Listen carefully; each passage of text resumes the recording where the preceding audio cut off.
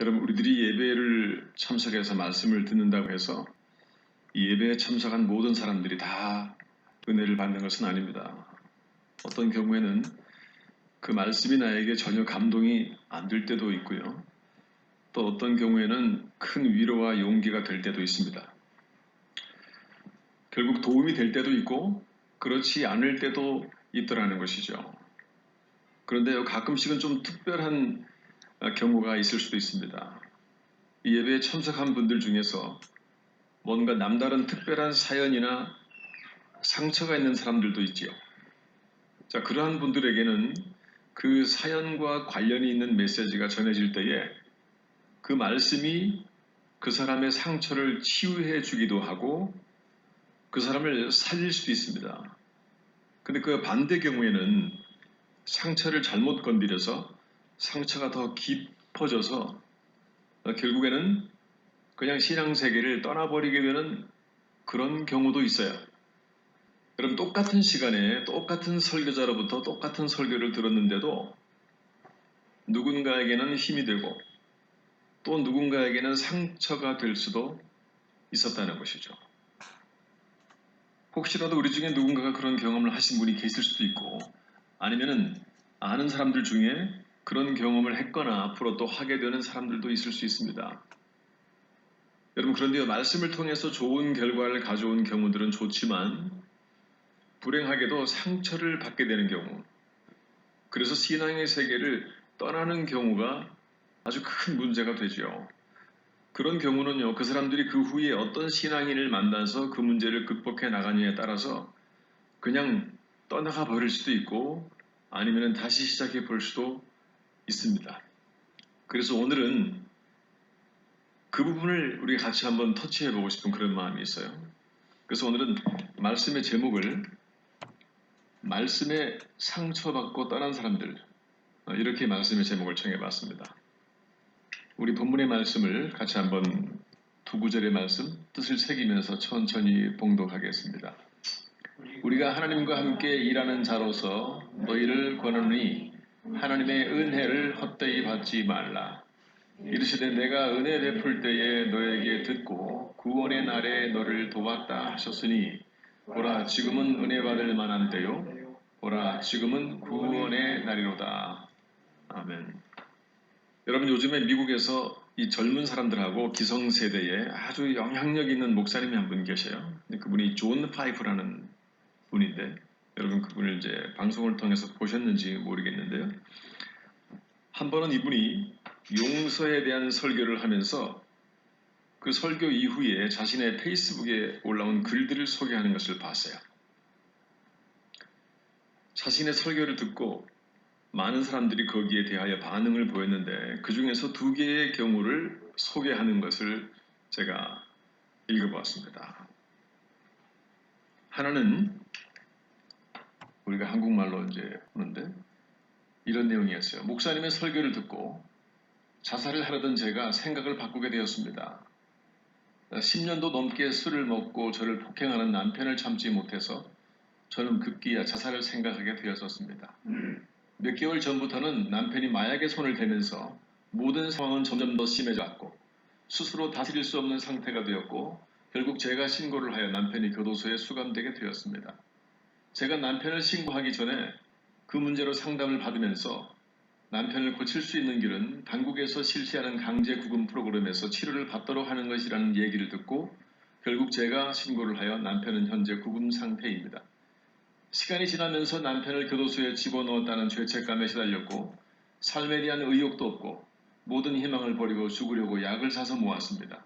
그러다가 얼마 전에 목사님께서 하셨던 용서에 대한 설교를 듣고 예수님께서 나의 죄 문제를 위해서 어느 만큼의 고통을 당하시면서 십자가에 죽으셨는지를 다시 한번 생각하게 되었습니다. 그때 목사님께서 이렇게 말씀하셨습니다. 자살을 생각하는 사람들은 자신을 위해서 십자가에 죽으신 예수님의 십자가의 고통을 헛되게 만드는 사람들이라는 메시지를 듣고 내가 예수님의 십자가 고통을 헛되게 만들 수는 없다는 생각이 강하게 저를 붙들어 주었습니다. 죄 없는 그분이 나를 위해 죽으셨는데 내가 좀 더 힘을 내서 살아와야지. 이 글이 올라온 거예요. 자, 그런데요. 이 경우는 긍정적인 영향이라서 참 좋았습니다. 근데 이 똑같은 날 똑같은 설교를 듣고 그와 대조적인 반응을 보이는 내용이 페이스북에 동시에 올라와 있었어요. 그 내용이 뭐냐면은 존 파이프 목사님은 참 좋으시겠습니다. 그냥 쉽게 용서하라고 말할 수 있으니까요. 제 여동생은 회사에서 직장 상사에게 성폭행에 시달리다가 수개월 전에 자살을 했습니다. 동생이 죽은 후에 확인해 보니까 그 사람에게 성폭행을 당한 사람이 한두 명이 아니더군요. 그 후로 제가 피해자들을 모아서 그 사람을 고소했고 그 사람은 지금 교도소에 수감 중입니다. 목사님 설교하실 때 이렇게 말씀하셨죠. 자살한 사람은 예수님의 고통을 욕되게 하는 사람이라고. 그러면 억울하게 죽은 동생은 예수님을 욕되게 한 사람이네요. 그리고 용서를 못한 저는 교회 다닐 자격이 없는 사람이고요. 그래서 결심했습니다. 자격이 안 되는 내가 여기 앉아서 이렇게 크리스찬인 척하지 말고 이제 그만 교회를 떠나자. 그래서 떠나기 전에 목사님께 한 말씀 드리고 싶습니다. 목사님처럼 살아가면서 별 문제 없이 잘 살아가시는 분들이 제 동생이나 우리 식구들처럼 극심하게 상처받은 사람들의 아픔을 어떻게 이해할 수 있겠습니까? 괜시리 다른 사람의 아픈 곳에 더 큰 상처를 주시지 마시기를 바랍니다. 여러분 내용들이 공감이 가죠? 똑같은 설교를 들었어요. 그런데 한 사람은 자살을 하려다가 생각을 바꿀 정도로 자신의 인생에 아주 큰 도움을 받게 되는 긍정적인 영향을 받았어요. 또 다른 한 사람은 위로받기는커녕 더 큰 상처를 받고 교회를 떠나기로 결정하게 된 것입니다. 이 존 파필 목사님이 이 페이스북에 이야기를 솔직하게 글에 올리면서 그 내용들을 사람들에게 쭉 보게 하고 난 다음에 사람들의 반응을 기다렸어요. 그런데 이 두 사람에게서 나타난 두 가지의 전혀 다른 반응의 원인이 어디에 있다고 우리가 생각할 수 있을까요? 그 원인이 오늘 말씀의 이 메시지의 핵심이 될 수 있겠습니다. 완전히 다른 반응의 원인이 혹시 우리 머릿속에서 어떤 느낌이 있지만 그것을 정확하게 이렇다고 설명하기 쉬운 문제는 아닌 것 같아요. 그래도 우리들은 이 문제들이 직접적인 우리의 문제가 될 수 있고 우리 주변의 사람의 문제가 있고 또 내가 아는 누군가의 문제가 될 수 있기 때문에 그 답을 그 원인을 좀 굳이 찾아야 할 가치가 있다는 겁니다. 그것은 어떤 경우에는요, 나와 전혀 상관이 없는 경우가 될 수 있지만은 그러나 내 주변에 누군가와 관계가 있는 이야기가 될 수 있어요. 그래서 저는 나름대로 똑같은 말씀에 대한 그 다른 반응들의 원인을 좀 더 구체적으로 짚어보기로 생각한 겁니다. 그냥 이런 사람도 있고 저런 사람도 있구나. 다른 사람의 일이니까 그냥 그렇게 지나가는 것은 우리가 취해야 할 태도가 아닌가 같은 생각이 듭니다.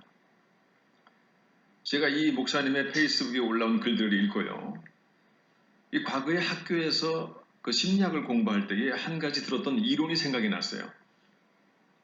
그 이론이 뭔가 하면은 여러분도 들어보셨을지 모르겠습니다만은 최소량의 법칙이라는 거예요. 이 법칙을 발견한 사람이 리비라는 사람인데요. 이 사람은 식물학자입니다.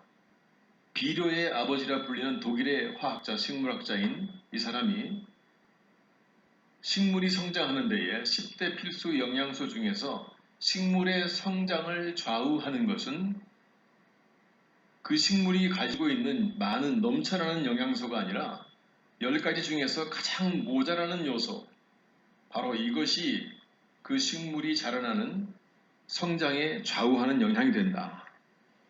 그걸 최소량의 법칙이라 그렇게 말했어요. 그래서 우리 사람들이 살아가는 직장이나 그 어떤 모임이나 조직사회의 공동체를 끌고 갈 때에도 그 적용되는 논리가 될 수 있어요. 우린 그것을 쇠사슬의 원리라고 하는데요. 여러분, 어떤 공동체에 사람들이 이렇게 결속돼 있어요. 그런데 그 중에서 한 사람이 문제가 있으면은 그 한 사람을 통하여서 그 공동체에 큰 문제가 생길 수 있다는 거예요. 자, 여러분 쇠사슬이 있으면은요, 가장 약한 고리가 쇠사슬 전체의 힘을 결정한다는 거예요. 이 쇠사슬이 얼마나 강력한 것이냐를 결정할 때는 다른 강력하게 연결된 강한 부분들이 결정하는 것이 아니라 아주 가장 약한 부분이 쇠사슬 전체의 힘을 결정한다는 거죠. 이게 무슨 비즈니스나 경영학이나 다른 곳에서도 적용이 되는데요. 이것을 우리가 신앙생활에서도 그대로 응용해서 우리들이 궁금해하는 어떤 문제의 답을 찾아가는 데에 어떤 하나의 방법으로 우리에게 주어질 수가 있습니다. 여러분, 우리들이 크리스찬이 된 후에 말씀을 계속 들으면서요. 우리 신앙이 성장해가는 과정에서 여러 가지 열매들이 우리 마음속에 하나하나 여물어 갑니다. 그래서 우리 마음판에는, 우리 마음속에는 신앙의 인격의 그릇이 만들어져요. 자, 우리 마음의 그릇이 있습니다. 자, 우리 마음의 그릇, 신앙의 인격의 그릇은요, 우리의 온유함이 성장을 하고, 또 우리의 절제가 성장을 하고, 또 우리의 충성심이 성장을 하고, 우리가 말씀을 쭉 들을 때마다 우리가 참는 능력이 성장하고, 양선이 성장하고, 회개가 성장하고, 사랑이 성장하고, 쭉 성장을 해요. 이렇게 해서 우리가 하나님의 은혜를 받아들일 수 있는, 내 마음에 담을 수 있는 마음의 그릇이 준비가 됩니다. 이 마음의 그릇을 만들고 있는 여러 개의 나무 조각들이 있어요. 이 나무 조각들 중에서 이 그릇의 크기는, 이 크기의 용량은 지금 이 나무 조각, 가장 작은 나무 조각의 사이즈로 이 전체 크기의 용량이 결정이 됩니다. 근데 깊은 상처가 있는 사람들은요, 이 부분이 성장하지 못해서 아주 작은 나무 조각으로 머물러 있어요. 그래서 우리가 하나님의 말씀을 듣고 은혜가 하나님을 통하여서 우리에게 와줘도 이 부분을 통하여 충분한 은혜가 담겨지지 않고 계속 새어나가는 거예요. 그렇기 때문에 조금 전에 존 파이프 목사님이 설교를 들었을 때에 그 두 번째 경우에 해당되는 사람은 이 부분이 전혀 성장을 하지 못했고 치유를 받지 못했기 때문에 그 어떤 말씀을 들었을 때에 이쪽으로 다 흘러나온 거죠. 본인이 받은 각별한 상처가 자신의 마음의 그릇에서 가장 작은 통나무 조각으로 언제나 그곳으로 모든 은혜가 흘러나와 버리고 새어나가 버리는 거예요. 그래서 그 어떤 말씀을 담아도 그 작은 상처 조각으로 흘러가면서 충분한 은혜가 내 마음에 남기지를 않는 겁니다. 그런데 이 작은 나무 조각이 어떤 사람에는요, 자신의 몸에 있는 어떤 신체적인 장애가 될 수도 있어요. 또 어떤 사람에게는 남에게 말하지 못하는 어떤 감추고 있는 하나의 약점이 될 수도 있습니다. 그리고 어떤 사람에게는 내 식구들 중에서 누군가가 가지고 있는 어떤 장애의 요인이 될 수도 있어요. 또 어떤 사람에게는요, 내가 살아오면서 경험했던 어떤 결정적인 한 순간이 치유되지 못한 하나의 나무 조각으로 내 마음의 그릇에 한 조각이 되어질 수도 있습니다. 그런데 그 부분이 우리가 말씀을 통하여서 치유가 되지 않고 충분하게 성장되지 않으면은 그 마음의 그릇은 항상 그 작은 조각을 통하여서 하나님이 우리에게 주시는 은혜가 계속 새어나가도록 사단은 그렇게 역할을 해요. 그래서 우리는 깊은 상처를 The broken heart라 그러죠. 부서진 마음. 나무 조각이 부서져가지고 그 부서진 한쪽의 마음의 구석으로 구멍이 나서 하나님께로부터 와지는 은혜도 자꾸 흘러나가고 새어나가는 거예요. 그것이 내 마음의 그릇을 이루고 있는 가장 작은, 가장 낮은 나무 토막으로 계속 나를 방해하게 되고 신앙의 성장에 내가 은혜를 받아야 할 때에 그냥 나를 주저앉게 만드는 하나의 결정적인 원인이 된다는 겁니다. 그래서 설교자가 말씀을 전할 때예요. 용서를 주제로 말씀을 전하는 것을 가장 조심하게 돼요. 왜냐하면 받은 상처 때문에 그 상처가 가장 낮은, 가장 작은 나무 조각으로 아직도 치유되지 못해서 부서진 상태로 남아있는 사람들이 많이 있기 때문에 그렇습니다. 그래서 설교자가 용서라는 주제로 말씀을 전할 때에요, 말씀을 듣고 있는 그 어느 누구의 구체적인 상처를 터치하지 못해요. 어느 누가 어느 상처 속에서 어떤 작은 나무 조각을 가지고 완성되지 않은 마음의 그릇을 가지고 그 자리에 앉아 있는지를 알 수 없기 때문에, 또 수많은 사람들을 향해서 말씀을 전할 때에 한 사람 한 사람의 나무 조각을 터치하면서 헤아리면서 말씀을 전할 수가 없는 거예요. 그래서 어떤 경우는 그 부분을 건드리는 내용이 전해질 때에 전혀 은혜를 받지 못하고 오히려 혼돈에 휩싸이고 갈등 속에 내 마음에 깊은 고민을 가지고 예배의 자리를 떠나가게 되는 경우가 종종 있습니다. 그래서 성경은 이렇게 말합니다. 우리 같이 말씀을 다시 한번 볼까요? 사람의 일을 사람의 속에 있는 영 외에 누가 알리요? 우리가 세상의 영을 받지 아니하고 오직 하나님으로부터 온 영을 받았으니 이는 우리로 하여금 하나님께서 우리에게 은혜로 주신 것들을 받게 하려 하심이라. 우리가 이것을 말하거니와 사람의 지혜가 가르친 말로 아니하고 오직 성령께서 가르치신 것으로 하니 영적인 일은 영적인 것으로 분별하느니라. 육에 속한 사람은 하나님의 성령의 일들을 받지 아니하나니 이는 그것들이 그에게는 어리석게 보이며.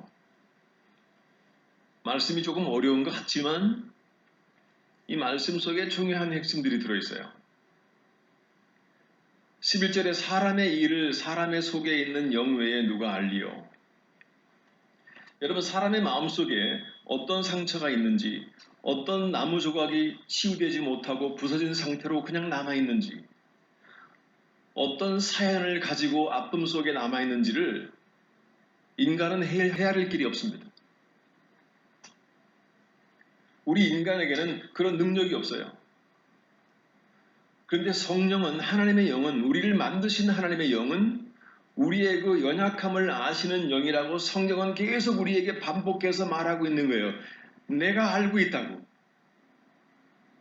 그런데 우리가 믿음이 약하면 하나님이 알고 있다는 그 사실이 내 마음속에 깊이 와닿지를 않는 거예요.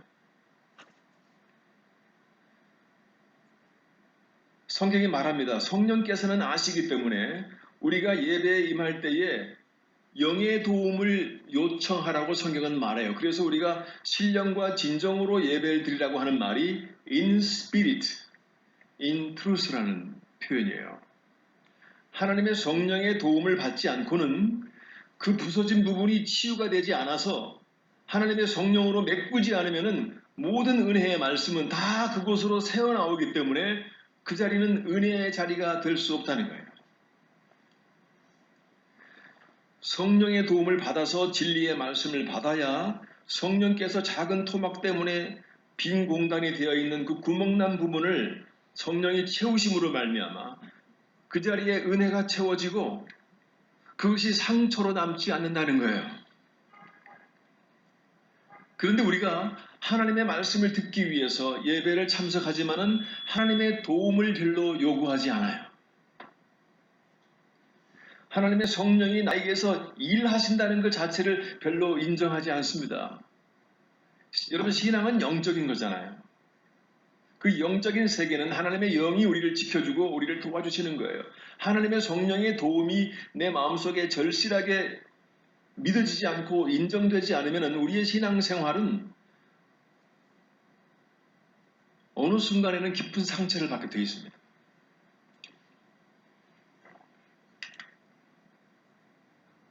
우리 고린도후서 6장 1절로 2절 말씀 다시 보겠습니다. 우리가 하나님과 함께 일하는 자로서 너희를 권하노니 하나님의 은혜를 헛되이 받지 말라. 이르시되 내가 은혜 베풀 때에 너에게 듣고 구원의 날에 너를 도왔다 하셨으니 보라 지금은 은혜 받을 만한 때요 보라 지금은 구원의 날이로다. 우리에게 익숙한 말씀입니다. 그러나 이 말씀이 우리로 하여금 핵심으로 갈 수 있는 정확한 하나님의 아이디어를 제공해주고 있는 말씀일 수도 있어요. 우리는 하나님의 영과 함께 그분의 일하심 속에 있어야 하나님이 준비하신 은혜가,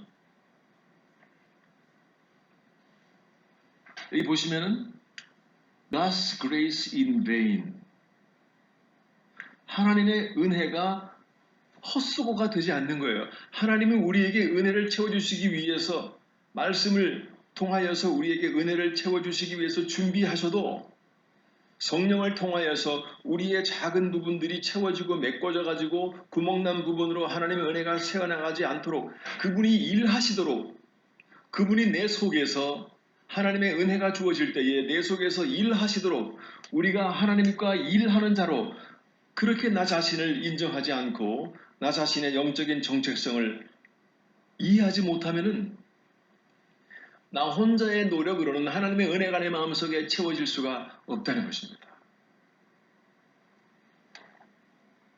여러분 2절을 보시면 이르시되 내가 은혜 베풀 때에 너희에게 듣고 구원의 날에 너를 도왔다 하셨으니 보라 지금은 은혜 받을 만한 때요 보라 지금은 구원의 날이라.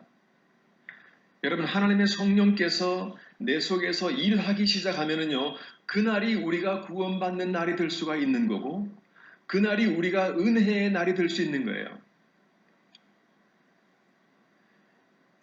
여러분 10사람이 앉아있고 100사람이 앉아있을 때에요, 똑같은 책을 다 나눠줍니다. 똑같은 책을 나눠주고 빨간 형광펜을, 형광펜은 빨간가? 아무튼 형광펜을 나눠줘요. 그리고 여러분들이 이 책을 읽고 앞으로 1시간 동안 앉아서 책을 읽을 텐데 마음속에 터치가 되고 감동이 되는 부분에다가 줄을 그으세요 라고 나눠줍니다.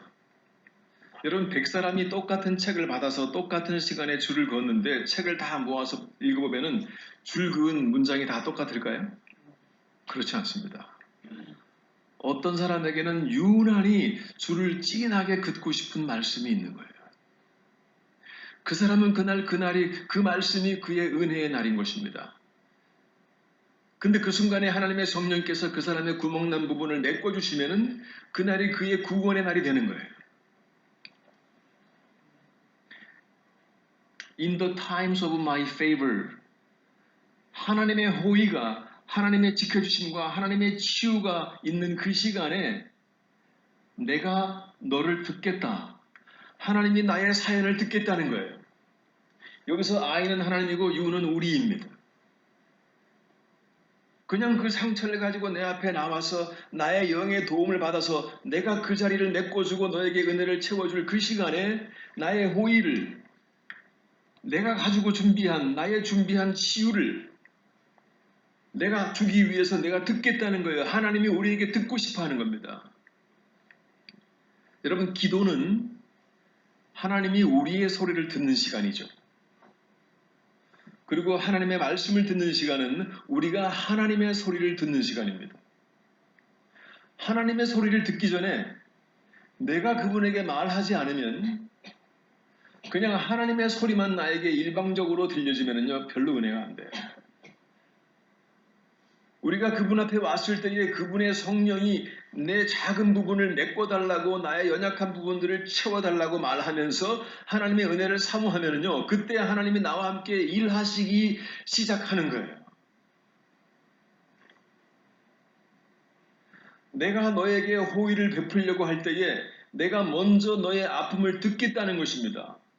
내 마음의 그릇에 작은 나무 토막 때문에 빈 공간이 무엇인지를 내가 듣고 보고 살펴서 그것을 내가 메꿔줌으로 말미암아 그 마음의 그릇에 하나님의 은혜를 채우겠다고 하나님이 약속하시는 거예요. 근데 이 작은 그림을, 이 작은 영적인 움직임의 모습을 우리가 정확하게 그리지 못하고 내 마음속에서 잊어버리면은 그날의 그 은혜가 나도 모르는 사이에 내 속에서 다 새어나가 버립니다. 그냥 어제 내가 봤던 드라마의 내용만 내 머릿속에 남아있는 거예요. 내가 어저께 봤던 감동적인 영화의 스토리만, 환상만 내 머릿속에 가득한 것입니다. 하나님의 은혜의 자리가 들어갈 자리가 없는 거예요. 우리들 마음의 그릇에서 가장 작은 통나무 조각인 그 부분을 하나님의 은혜의 막대기로 메꿔주시는데 그 하나님의 은혜의 막대기가 십자가이죠. 그 작은 막대기는 하나님의 십자가로, 예수 그리스도의 십자가로 메꿔줘야 돼요. 우리 주님이 나를 위해서 하셨던 많은 일들, 그 십자가의 사건들이 내 마음속에 정확하게 믿어져서 성령을 통하여서 어느 날 뜻밖의 내 마음속에 절실하게 느껴지고 절절하게 마음속에 감동으로 와지는 거예요. 그 순간이 십자가의 나무가 나의 작은 나무 토막을 하나님의 성령이 못질을 해서 메꿔지는 시간인 것입니다. 그분의 도움이 없이는요, 십자가의 사건이 내 마음속에 절절하게 느껴질 가능성은 전혀 없어요. 우리는 타락한 속성을 가지고 있기 때문에, 죄성은 아직도 여전히 우리 가운데 있기 때문에, 우리를 반대하기 때문에 우리 마음은 하나님의 십자가의 사건을 내 마음속에 절절하게 받아들일 마음의 준비가 항상 되어 있지 못합니다. 하나님의 성령이 내 속에 일하시도록 허락하시고 요청하지 않으면요, 우리가 혹시 이렇게 말할 수 있어요. 하나님은 전지전능하신 분인데 내 아픔을 미리 다 아실 텐데 우리가 뭐 굳이 얘기를 해야 되나? 그것은 아버지를 잘 모르는 소리인 것입니다. 우리 아버지는 당신의 마음을 성경 말씀을 통해서 계속 노출시키시고 흘려주셔요. 내 백성의 입술을 통해서 내가 듣고 싶다는 거예요. 성령께서 나를 용서하고 내 아픔을 치유하기 위해서 예수님께서 주신 십자가의 사건을 내 마음속에 더 절절하게 느껴지도록 도와주시겠다는 겁니다. 그래서 그 작은 나무 조각에 십자가를 연결해서 못질을 해주시겠다는 거예요. 성경은 성령이 하시는 일은요, cultivate, 농사를 지을 때에 경작하는 거 있잖아요. 비료를 주고 잘 씨가 뿌려지도록 성령이 하시는 일을 성경은요, 그 경작자라고 말합니다. 우리가 말씀의 씨앗을 받을 때 우리 마음밭을 이렇게 읽어주시는 분은 성령이라는 뜻이죠. 성령이 내 마음밭에 옥토를 뿌려주고 잘 읽어주지 않으면 딱딱한 그 마음밭은 하나님의 말씀의 씨가 제대로 뿌려질 가능성이 없다는 겁니다. 여러분, 일주일이라고 하는 시간은요, 우리의 마음밭이 딱딱해지기에 충분한 시간이에요. 우리가 한 주간 살아가면서 사람들과 더불어 부딪히고 상처받고 식구들과 더불어서 갈등 속에 있고 내가 원하지 않는 아픈 상황들을 듣고 보고 느끼고 많은 텔레비전 드라마와 영화와 세상의 노래들에 꽉 쌓여 있고 그러면서 우리의 마음밭은 그냥 딱딱해질 수 있어요. 뭐 그것이 다 나쁘다는 것은 아니지만 영적인 원리에는 그렇게 적용을 한다는 것입니다.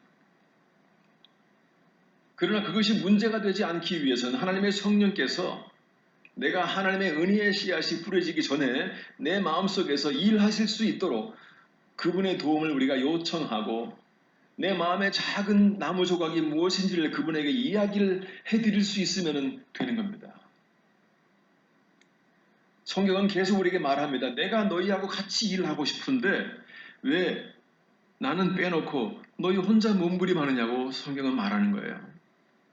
우리가 다시 말하면 기도하는 시간은요, 하나님께서 우리의 말을 들으시는 시간이죠. 그분은 자꾸 듣고 싶어 하셔요. 그리고 하나님의 말씀을 우리가 듣는 시간은 하나님의 음성을 듣는 시간입니다. 말하고 듣는 과정이 반복돼야 되는 거죠.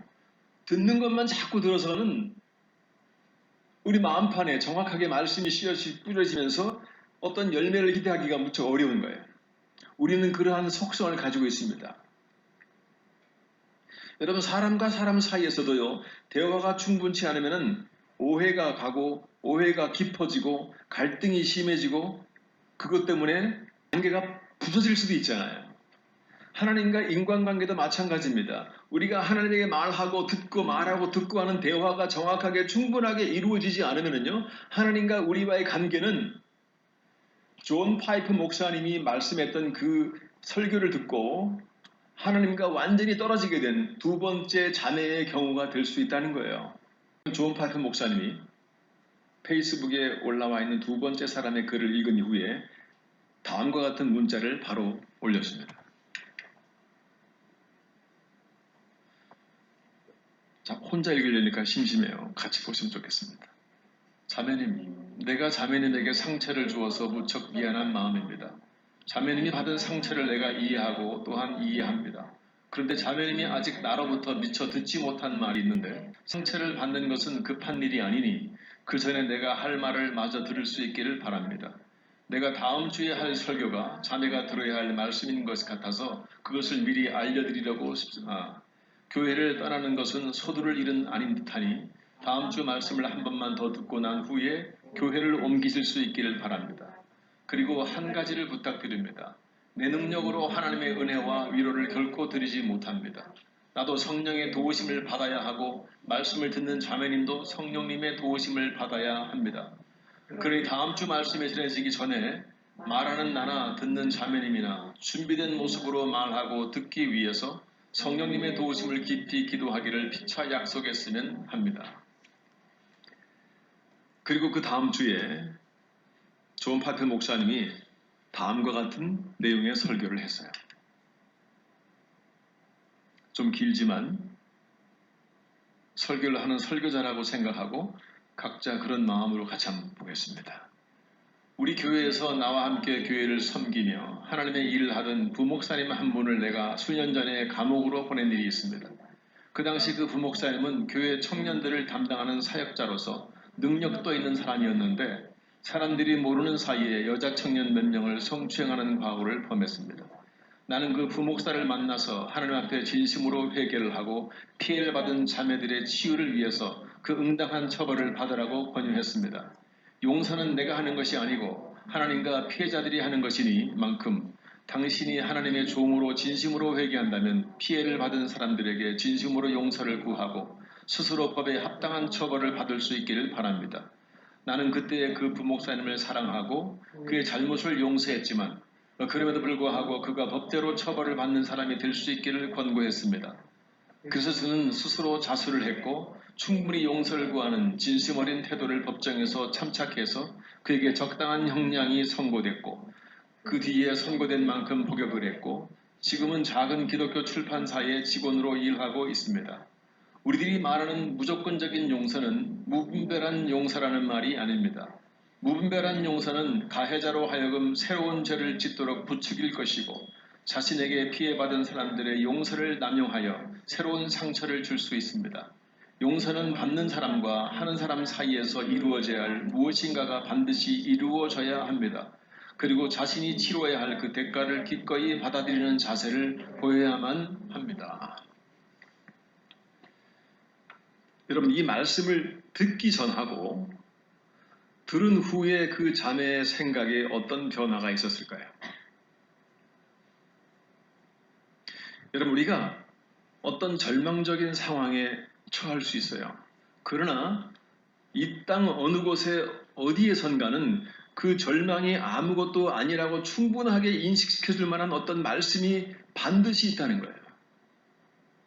우리가 어느 순간에 어느 날 어떤 메시지가 내 삶을 살릴지 우리는 아무도 알지 못합니다. 어느 날 어느 순간에 어떤 메시지가 나를 상처 주게 될지 우리는 알지 못해요. 왜냐하면 모든 사람들이 살아가는 모습은 다르고 그가 겪었던 사연은 다르고 그 마음의 그릇에 가장 작은 나무 조각이 무엇인지는 모두가 다 다르기 때문입니다.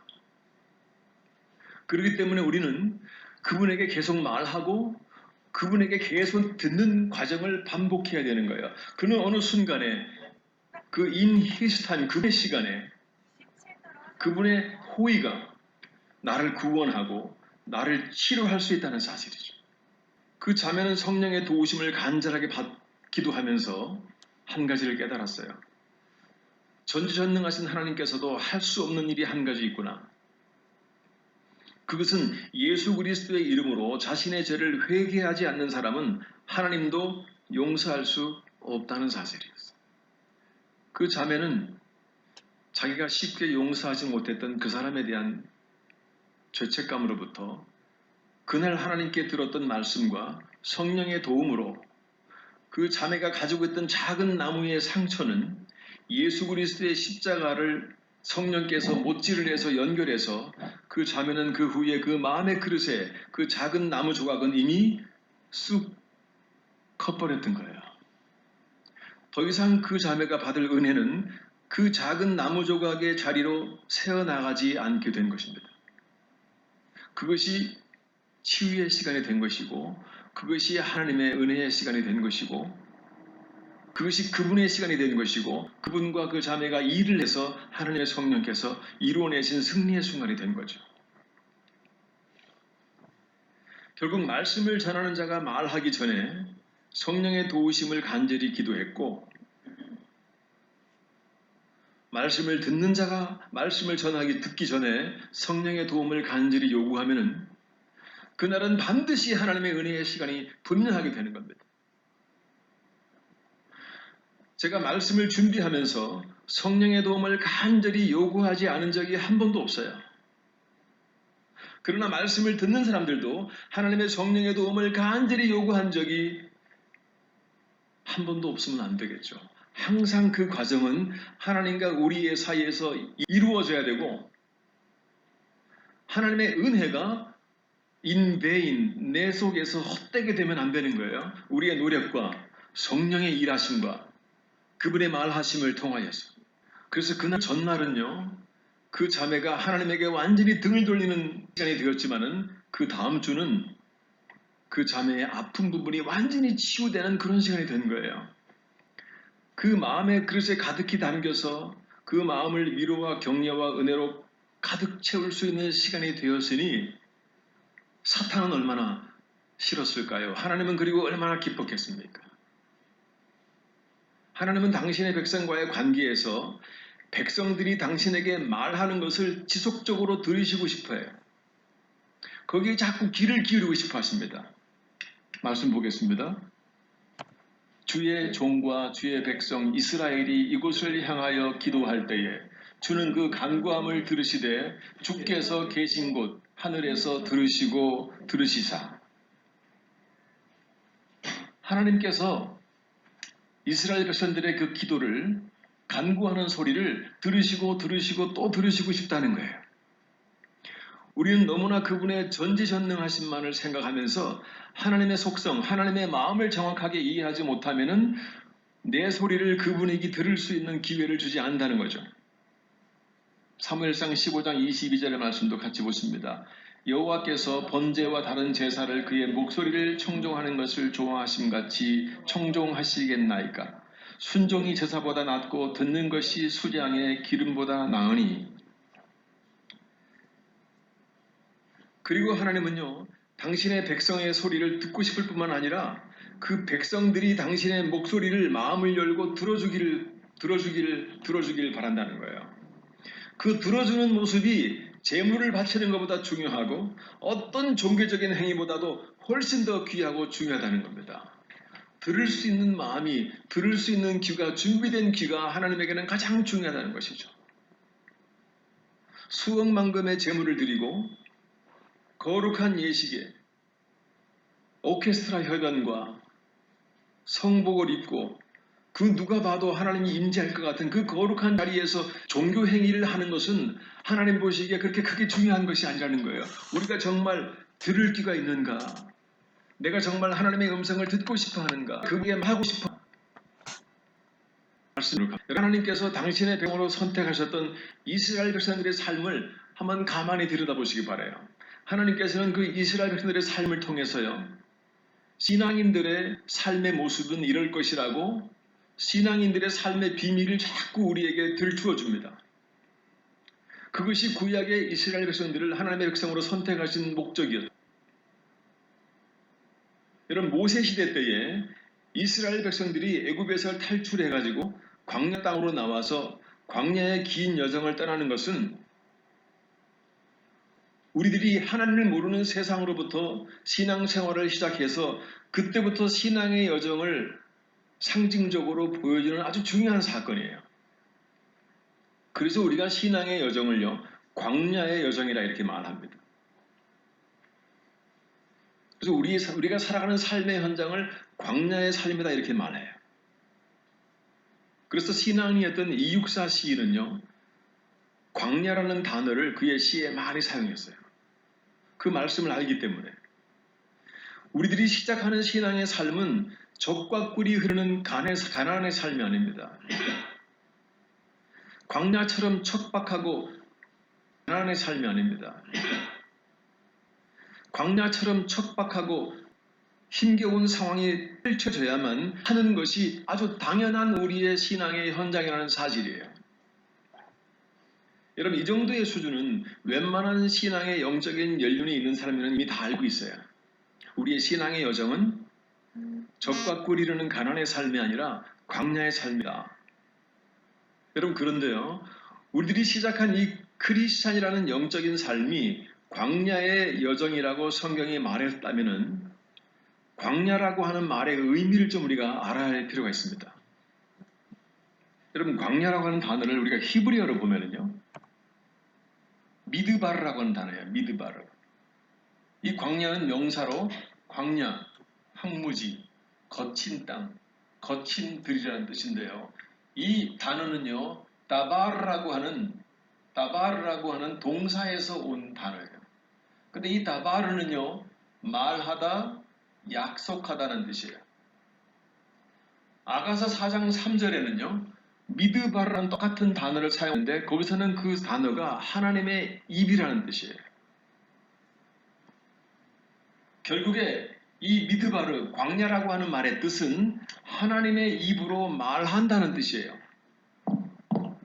이스라엘 백성들이 걸어갔던 광야의 여정은 하나님의 음성을 계속 듣는 과정인 것입니다. 그분의 말씀을 계속 듣는 거예요. 그렇기 때문에 우리는 말씀을 듣는 말씀의 자리에 앉아 있는 겁니다. 그분의 약속의 말씀을 듣고 또 들으면서 그것이 이루어져 나가는 과정을 지켜보면서 목적지인 가나안을 향하여 전진하는 여정이 우리의 신앙의 여정이고 광야의 여정이라는 뜻이죠. 그래서 광야는 거칠고 목마르고 외롭고 만만치 않은 여정이어야만 하는 거예요. 그래서 저는요, 이 신의 여정을 여객선을 타고 순탄하게 항해하는 그 과정을 절대로 복이라고 생각하지 않습니다.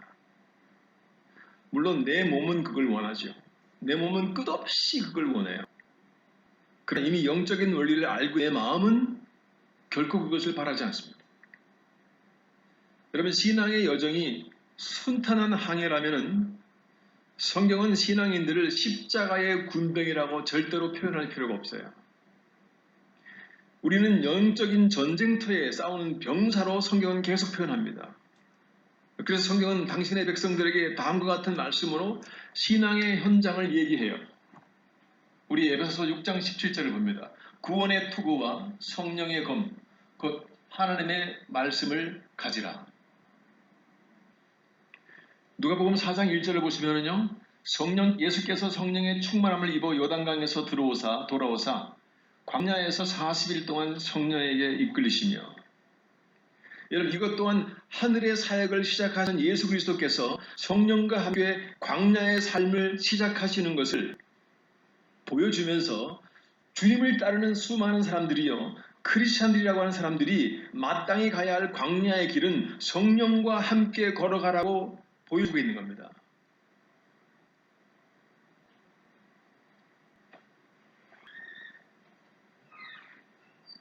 자, 말씀을 맺으면서요, 로마서 8장 27절의 말씀을 같이 보겠습니다. 마음을 살피시는 이가 성령의 생각을 아시나니 이는 성령이 하나님의 뜻대로 성도를 위하여 간구하심이라. 그럼 이 말씀을 풀어서 쉽게 기록한 쉬운 성경으로 다시 한번 말씀을 보겠습니다. 천천히 말씀을 보시기 바라요. 사람의 마음을 꿰뚫어 보시는 하나님의 영이 성령으로 우리와 함께 동행하시나니 이는 그분의 영이 우리 연약한 부분을 채워주시는 것입니다. 이것은 그분의 영이 우리 마음 그릇에 연약한 그 통나무 조각을, 비어있는 그 구멍난 부분을 하나님의 성령이 채워주신다는 거예요. 메꿔주신다는 겁니다. 우리가 연약하고 부족한 부분을, 우리를 자신보다 더 잘하시는 하나님의 영이 우리의 인정을 받고 싶으신 거예요.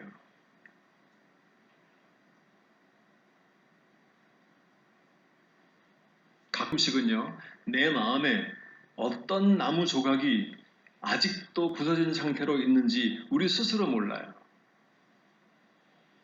그러나 우리의 마음을, 사람의 마음을 꿰뚫어 보시는 하나님의 영이 성령으로 우리와 함께 동행하시나니 그분의 영이 우리의 연약한 부분을 채워주시는 것이다. 여러분, 우리가 삶의 매 순간 걸어갈 때에 제가 끝없이 말씀드리고 저 또한 제가 하나님의 성령의 도움을 요구하지 않으면요 견딜 수 없는 순간이 수없이 많아요. 하나님의 종으로 하나님의 사역자로 일하지만은 하나님의 성령의 도움을 끝없이 요구하고 몸부림치면서 그분이 나의 부족한 부분을 채워달라고 노력하고 몸부림하지 않으면요 견딜 수 없는 순간이 너무나 많습니다. 그분의 도움으로 삶이 이어지고 있는 거예요. 그분의 도우심을 사모하면은요 그 이후에 그분이 저를 만져요. 불쌍히 여기시고 저의 연약한 부분을 채우시고 또 일어나게 하시고 또 다른 한 걸음을 내딛게 하시는 것을 수없이 경험을 했습니다. 왜? 그것이 성경의 가장 중요한 핵심이에요. 우리의 믿음은 거기서 시작이 되고 거기서 성장하고 그것을 가지고 가나안 땅을 향하여 걸어가는 겁니다. 우리가 그분의 도우심을 사모하기만 하면은 우리들이 걸어갈 한 주간이 다시금 우리에게 광야와 같아도 우리로 하여금 반드시 이겨낼 수 있는 힘을 주신다는 사실을 우리 모두가 믿으실 수 있기를 주님의 이름으로 축원드립니다.